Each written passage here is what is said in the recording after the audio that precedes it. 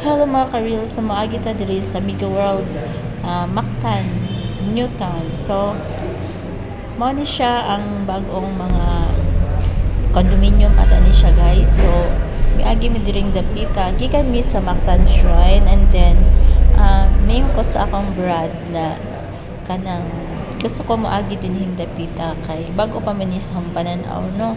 Kaya nung time niya, diri pa ko sa Cebu, wala pa ni siya, wala pa'y gabarong nga ni kadag kong mga building guys. Kanang Mega World, Mactan Newton. So ngaron, moagi rami diri guys, diri rami yung nag-U-turn rami dining dapita guys, kay mo pauli na usab kami sa Paho, sa may, banda sa may Gaisano Island Mall. So, drop agi-agi lang miniri ang dapita guys. Tuyok-tuyok lang ta diri guys para kanang kisa toy wala pa makaari dapita diri sa Mactan, Cebu. So mauna ni siya ron, so daghan na kayong kausaban guys. So gikan diri mahapit ta diri sa may Pusok, kay na ako'y naami happy tones diri rin dapita sa may Pusok, di ba, sa may dagat guys. Naituyo akong brother during that time guys. So karon atong maagian ang terminal sa padulong sa Camotes na mga lancha diri guys. Kining dapita road ani ay daghang mga yati diri dapita guys. So, kung gusto mo mato sa Camotes, diri dapita ang ihang terminal.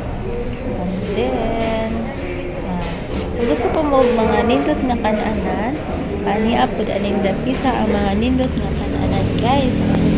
Natin siya sa dagat. So, papo kayo. Gwapo na kayo ang Lapu-Lapu, Mactan. So, karon pagawas na sab kami. So, pagawas na kami sa Pusok.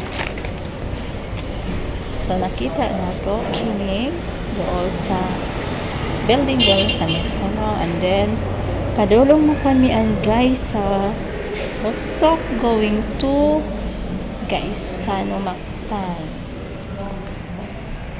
Sa katong bridge mo na siya ang bagong bridge na atong naagian.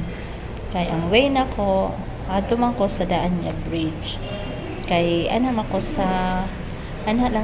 rami sa may Gaisano, Mactan. So karon di na kami sa Gaisano, Mactan guys. So mag-window shopping lang kami guys. So don't forget to comment, react, and follow for